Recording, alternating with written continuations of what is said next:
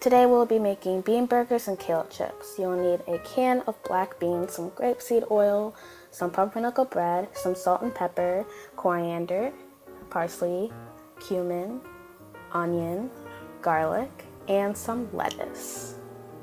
First, you want to open your can of beans. I'm using black beans. You could also use kidney beans. I preferably like black beans for this recipe. Then you want to empty your can of beans into a colander and rinse them well with some water. Make sure you get all of the beans out of the can too. They tend to get stuck at the bottom. Then just rinse them nicely. And then give it a good shake. Make sure you get all of the water out and put it in a separate bowl. Then you want to chop up half of an onion and a clove of garlic and saute until they get a little brown, and then put a teaspoon of ground coriander and a teaspoon of ground cumin and stir it until all of the liquid has evaporated from the pan.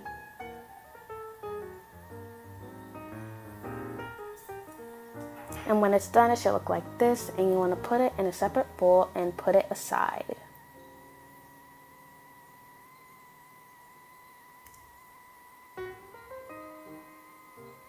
Now here are your black beans. You want to mash your beans and then put your onion and garlic mixture into the beans. And then you're going to want to add 2 tablespoons of parsley, dry or fresh. And then you want to add some salt and pepper and mix it all up. Preheat your oven to 350 degrees. And I've rolled my bean burgers into little balls, and then I put cheese in the middle. They're good with mushrooms in the middle as well. And then I put them into patties, and then I floured a pan, and then I put my patties onto the pan with some olive oil on top, and then I sprinkled some paprika and powdered jalapeno for some added spice and smokiness. Now you want to put these bean burgers into the oven for 5 to 10 minutes on each side, and then take them out when they're done.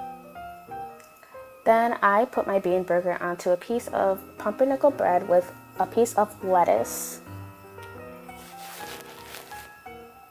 Now let's go on to the kale chips. You'll need some kale, a teaspoon of olive oil, and a little bit of salt. You don't have to use a teaspoon. And then you want to chop up some kale off of the stem, because the stem makes kale bitter. And then you want to sprinkle your salt and your olive oil on top, and you want to mix it all together until the kale turns into a more vibrant green than it already is. Then you want to line a cookie sheet with some parchment paper, and then preheat your oven to 350 degrees. Then you want to spread out your kale onto the cookie sheet so that it's nice and even.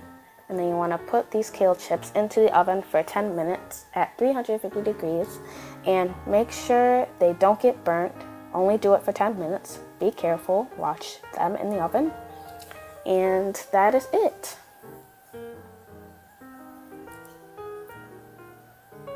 I hope you enjoyed this video, and thank you so much for watching.